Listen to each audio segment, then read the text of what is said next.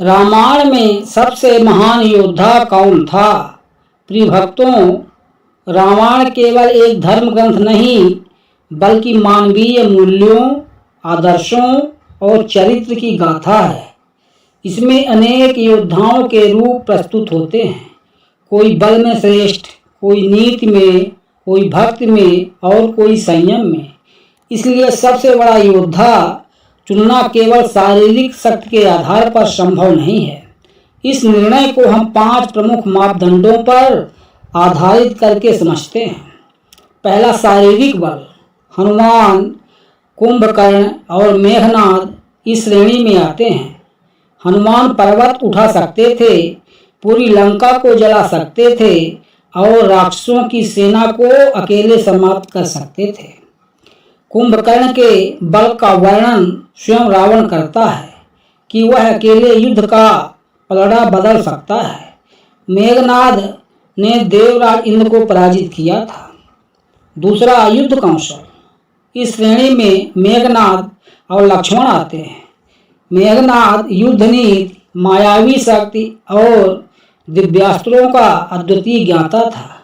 वही लक्ष्मण ने भी मेघनाद और कुंभकर्ण जैसे राक्षसों का वध किया। राम की भी युद्ध क्षमता अत्यंत उच्च थी। उन्होंने विश्व के सबसे शक्तिशाली राक्षस रावण को परास्त किया। तीसरा, नीति और धर्म पालन। इस श्रेणी में श्री राम सबसे ऊपर आते हैं। उन्होंने युद्ध में सदैव धर्म का पालन किया, कभी छल नहीं किया, यथासंभव क्षमा का भाव रखा और एक मर्यादित योद्धा के रूप में युद्ध लड़ा। चौथा, आत्म नियंत्रण और त्याग। हनुमान और श्री राम इस श्रेणी में अग्रणी हैं। हनुमान ने अपार शक्ति होते हुए भी अहंकार नहीं किया। उन्होंने सेवा को ही अपना धर्म माना। राम ने अपने निजी सुखों और अधिकारों का त्याग कर धर्म और जनहित को सर्वोपरि रखा।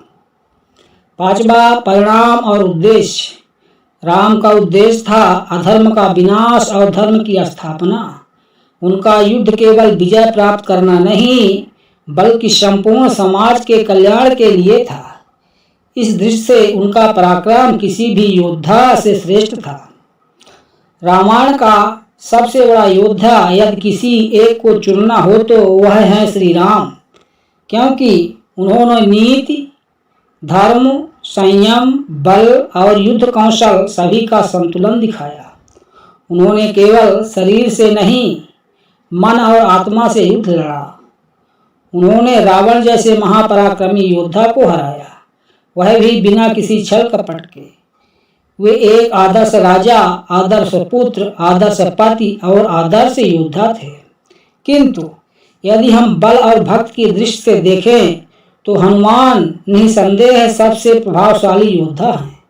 वहीं मेघनाद को भी एक ऐसा योद्धा माना जाता है जिसे केवल एक चमत्कारी अस्त्र, ब्रह्मास्त्र द्वारा ही हराया जा सका। अतः अंत में यह कहा जा सकता है कि रामायण का सबसे बड़ा योद्धा वही है जो केवल विजय नहीं धर्म के लिए युद्ध करता है, और वह श्री राम है। प्रिय भक्तों, इस प्रकार की जानकारी के लिए कृपया वीडियो को लाइक और चैनल को सब्सक्राइब करना ना भूलें।